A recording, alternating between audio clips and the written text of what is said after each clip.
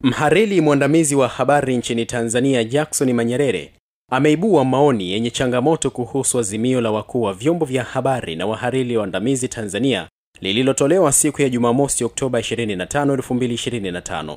Akisema azimio hilo limeegemea zaidi katika kuhimiza amani bila kuweka msisitizo wa haki katika mchakato wa uchaguzi kuelekea uchaguzi mkuu wa Oktoba 2025.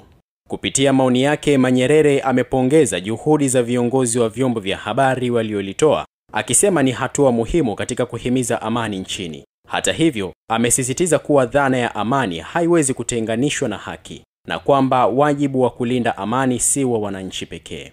Katika sehemu ya maelezo yake amesema, ninayanukuu, "Isivyo bahati, sisi wahariri kama makundi mengine tumeingizwa kwenye darasa la kuaminishwa kwamba wenye wajibu wa kulinda amani na utulivu wa taifa ni wanaotawaliwa tu, yaani wapiga kura." Mwisho wa kunukuu. Amebainisha kuwa matamko mengi ya wanasiasa, viongozi wa dini na hata vyombo vya dola hueleza zaidi jukumu la kulinda amani kwa wananchi pekee, huku mamlaka zenye wajibu wa kutenda haki zikisahaulika.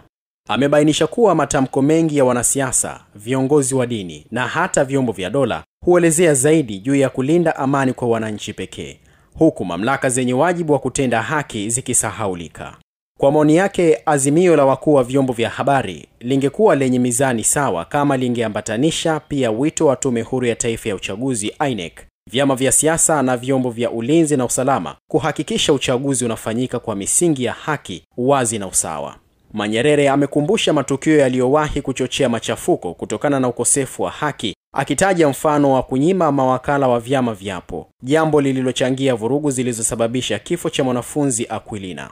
Lakini bado sehemu ya maelezo yake imesema, ninanukuu tena, "Sisi wahariri ni mhimili wa nne usio rasmi wa dola. Tunapaswa kuwa kilainishi, mafuta ya kupunguza msuguano katika mifumo ya kijamii na kisiasa. Tutakuwa tunafanya kosa kubwa tukidhani wajibu wa wananchi ni kukubali lolote linalotolewa kwao, ikiwa wizi wa kura au giliba, huku vyombo vya usimamizi wa uchaguzi vikiendelea kuhubiri amani bila haki."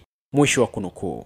Azimio la wakuu wa vyombo vya habari na wahariri waandamizi Tanzania limetoa wito kwa vyombo vya habari, wadau wa siasa na wananchi wote kulinda amani kabla, wakati na baada ya uchaguzi mkuu wa mwaka huu, likisisitiza jukumu la tasnia ya habari katika kudumisha utulivu wa kitaifa, wakikemea kwa pamoja lugha na mienendo ya chuki inayoweza kuvuruga misingi ya kidemokrasia. Wahariri hao wamekumbusha kuwa demokrasia ya Tanzania bado ni changa na inahitaji kujengwa kwa uangalifu na ushiriki wa wadau wote. Wameeleza kuwa vyombo vya habari vimekuwa sehemu muhimu ya kujenga mfumo wa vyama vingi nchini kwa zaidi ya miongo mitatu, kupitia kuripoti, kuelimisha na kuonya vyama vinapokinzana nyakati za uchaguzi.